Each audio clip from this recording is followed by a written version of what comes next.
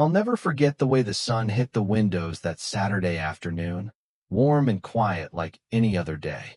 But the thing about quiet ice, it doesn't last. Not when you've been through the kind of noise I've known. My name's Daniel Reese. Most folks around here just know me as the quiet guy at Miller's Diner, the one who brings your coffee hot and keeps your eggs from sliding into your toast. But before this quiet little town, before the diner, before the scar tissue that tries to erase half my face, I was something else. I was a combat medic with the 4th Battalion Echo Company. And this isn't just a story about war. It's about what comes after. Fallujah, 2004. The kind of heat that melts the soul right out of you. Our convoy was hit hard, IED straight to the front Humvee. I ran toward the fire when most ran from it. Pulled 3 men out, went back for the 4th. That's when the vehicle exploded. Burned half my body and left me with more memories than skin.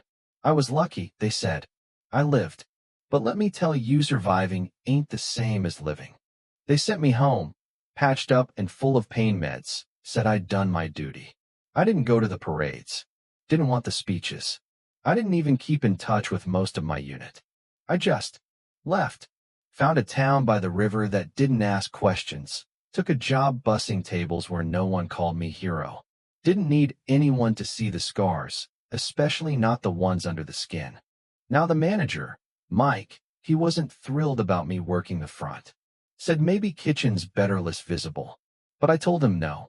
I wasn't gonna hide. I've done enough of that. I kept things simple. Always approached customers from the right, my good side, kept my head down.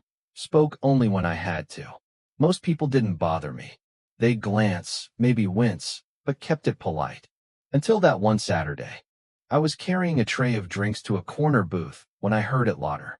Low and mean. A group of teenagers, local high schoolers. One of them raised his phone, fake smiling like it was a selfie. But he wasn't aiming at himself. Check this out, he whispered to his friends. Dude looks like a horror movie. I heard every word. One of the funny things about trauma, they say when you lose one sense, the others sharpen. Since the blast, my hearing's been damn near perfect. It didn't matter how many times I'd heard it before, it still stung. But I kept walking. I've learned not to show it. What I didn't know was that 2 booths over, a man named Henry Callahan was watching the whole thing. Retired Army sergeant, having dinner with his teenage son, Cole. Henry had served 18 years, did 2 tours in Iraq. And as he watched me deliver drinks, he saw something I hadn't shown in years. The edge of my tattoo. A medic's cross twisted with the insignia of our battalion. His fork stopped halfway to his mouth. Because he recognized me. Not just the tattoo-me face. The part that hadn't burned away. See, Henry's oldest son Liam Callahan was the 4th man I dragged out of that burning Humvee. The one that nearly took me with it. Dad? His son Cole asked, noticing his sudden stillness. Henry didn't answer. Not at first. He was watching the teens now, watching as they snickered and took another photo of me while I turned away. He reached across the table and grabbed his son's wrist. Firm. You just did the worst thing I've ever seen you do. Cole looked stunned. It's just a picture, Dad. For laughs. That man, Henry said, is the reason your brother still walks, still breathes. Later, Henry came up to the counter and asked Mike if he could talk to me. Mike looked uncomfortable. He's not really a talker, he said. Says he doesn't like visitors. Henry just nodded, scribbled something on a napkin and handed it over. Tell him it's from Liam Callahan's father. He'll understand. That night, I found the note. I froze. I hadn't heard that name in years. Memories I'd buried deep started clawing their way back up. Next morning, I came in early for my shift. Customers were already there, but something felt different. I noticed more uniforms than usual. Military dress blues, army greens, navy whites, quiet folks sitting straight-backed at every table, all of them with small cards by their water glasses. Thank you, DOC. I nearly walked out, but Mike caught me. They're here for you, he said. I didn't know.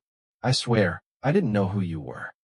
I swallowed hard and nodded, went to the back, put on my apron, and walked out like I always did. Hands shaking, face blank. First table Marine in full dress. Stood and gave me a crisp salute. "DOC Reese," he said. "Thank you for not leaving anyone behind." I didn't know what to say, just shook his hand. Then another came, and another. One woman in navy blues gave me a box. Inside was a purple heart. Her father's. "You saved him," she said. "He wanted you to have this if we ever found you." By mid-morning, the diner was full. News crews outside. I tried to keep working, clearing tables, pouring coffee, but every few minutes, someone else stood up to shake my hand. And then Liam walked in, still limping, but alive. Came straight up to me. "You probably don't remember me," he started. "Third vehicle in the convoy," I replied. "Fractured femur. Shrapnel to the lower back." He smiled. "You kept yelling at me to stop trying to stand." We hugged. Felt like something I'd been holding in for 20 years cracked open. His younger brother, Cole, stood nearby, face red, eyes on the floor. "I'm sorry," he said. "I was cruel. I didn't know." "I forgive you," I said.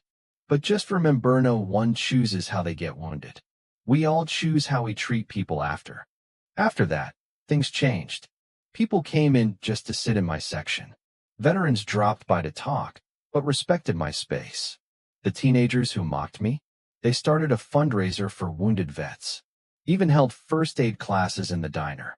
Mike gave them the space for free. A few weeks later, a letter came. From the Pentagon. An official invite to a ceremony in D.C. talk of a Medal of Honor. Something that had been buried in paperwork all those years ago.